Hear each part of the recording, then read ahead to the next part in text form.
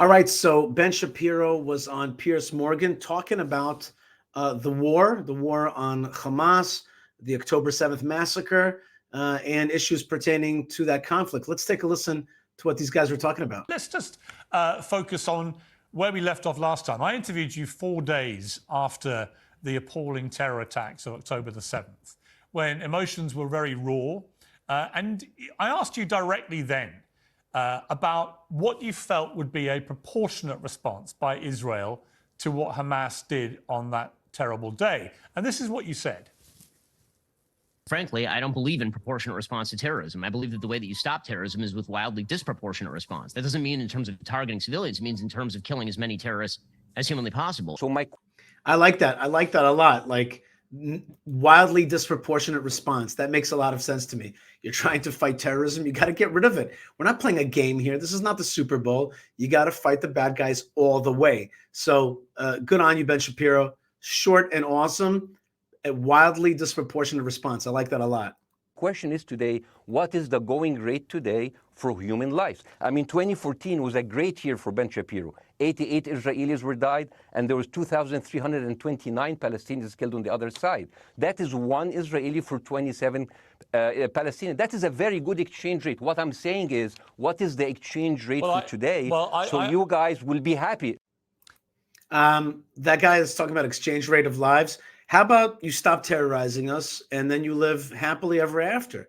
Why don't you stop faking it that somebody's attacking and terrorizing you when the jihad is terrorizing the Jews and really terrorizing the world? So give me a break with this fake equivocation. It's like, you know, what's going to make you happy? How many dead Palestinians are going to make you happy? How about we have plenty of live Arabs living in the Abrahamic region? Why would we want to kill anybody unless, of course, they were attacking us? And since the Jewish people have known attacks for the last 2,000 years and we're a post-Holocaust country, we don't want to be attacked anymore. We have zero tolerance for it.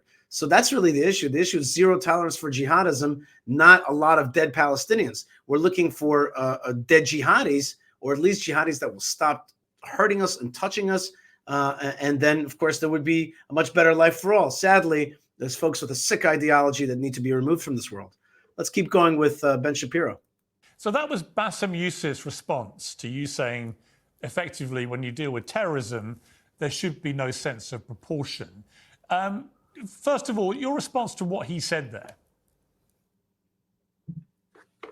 Listen, Bassem is a very smart guy, and I don't think that sarcasm or bad analogies or moral equivalents are really substitutes for realism or moral clarity about situations like fighting terrorism. No one wants civilians to die, except for Hamas. Hamas actually does want civilians to die, but nobody rejoices when civilians die. No one is looking for an exchange rate of death for death. The point that I was making is that when you are talking about, for example, legal proportionality in terms of just war, what you're talking is about proportionality to achieve your target. There is no actual math that goes into a war where you say, if a certain number of people die on this side versus a certain number of people die on that side, therefore the war is unjust. That's not exactly how war works. War is geared toward achieving a certain goal. Achieving that goal, if it is a moral goal, is moral. And then the question is, what is the minimum amount of force that you need to use in order to achieve that goal? That's what we were talking about when we talk about proportionality. When you're fighting a war like Israel is currently fighting in the Gaza Strip, in which Hamas has embedded itself in virtually every area of life, in civilian neighborhoods, in schools, in hospitals, beneath cemeteries. When you see Hamas do this sort of stuff, the question is, what level of force must Israel use in order to extirpate that terrorist presence and that terrorist threat? And frankly, Israel would love to do that with a minimum of both Palestinian death and Israeli death, considering that more than 200 Israeli soldiers have been killed in the Gaza Strip. I mean, I'm 1 degree removed from 3 of the soldiers who've been killed in the Gaza Strip. For Israel, that's a heavy burden. Beyond that, Israel has no interest in mass killing of Palestinians. They were perfectly happy to leave the Gaza Strip completely alone, despite heavy rocket fire, for full-on 20 years, from 2005 all the way up till 2023. It's 18 years. And Israel did not participate in, for example, the kind of action that you are seeing, which is a direct result of October 7th. The goal for Israel is to extirpate Hamas. All of this could be over literally tomorrow. And by the way, every day since October 7th, if the leaders of Hamas walked out, held their hands up, took deportation. We're not even talking about an Israeli jail. There's probably a deal on the table right now for Hamas leaders to actually be sent just to some third-party country. If they were to surrender the hostages, surrender power, and leave, this war would be over like immediately. Okay.